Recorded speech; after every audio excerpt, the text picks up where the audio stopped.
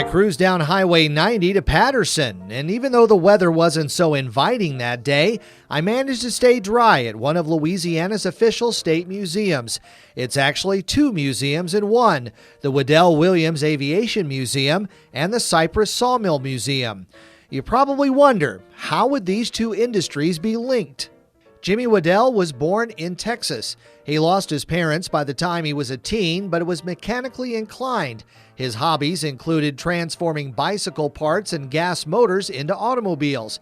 Now, while expanding his hobbies, he managed to build a flyable aircraft from two crashed ones, and aviation became his passion. He ended up staying behind during World War I because of an eye injury, but his younger brother Walter joined the Navy. As a self-taught pilot, he was barnstorming and eventually running guns and rum along the Texas-Mexico border. His home-built planes eventually were no match for the new planes now patrolling the border, so he decided to start building newer, faster planes. Harry Williams was the son of a wealthy lumber company owner. Williams had a passion for speed, whether it be cars or boats. He met Jimmy Weddell in the late 1920s. Weddell had sold him a plane that was a duplicate of the Lindbergh plane that had just crossed the Atlantic.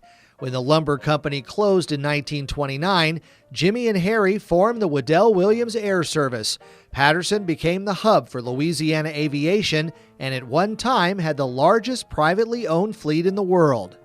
They created the first commercial airline for Louisiana, had the contract for mail between New Orleans and Houston, but the team's need for speed kept them racing. Jimmy broke the 300-mile-per-hour barrier in 1933. Unfortunately, Jimmy was killed in a test crash in 1934. At the time, he was recognized as the speed king of the world. Tragedy struck again in 1935 when his younger brother Walter died in a crash over the Gulf of Mexico.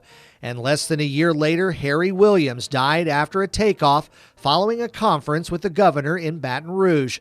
Williams' wife eventually sold all the assets of the company and was rolled into what would eventually become Eastern Airlines. Many of the planes and other memorabilia are on display at the museum. On the other side of the museum highlights the history of the cypress lumber industry in Louisiana. Prior to oil, cypress was king in Louisiana. The coastal swamps boasted some of the largest cypress trees in the region and the most plentiful. New techniques were used to bring cypress from the depths of the swamps. Patterson at one time was the home to the largest cypress sawmill in the world, owned by Frank B. Williams.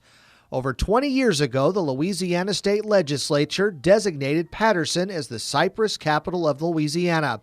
The museum features artifacts that bring the story of the industry to life.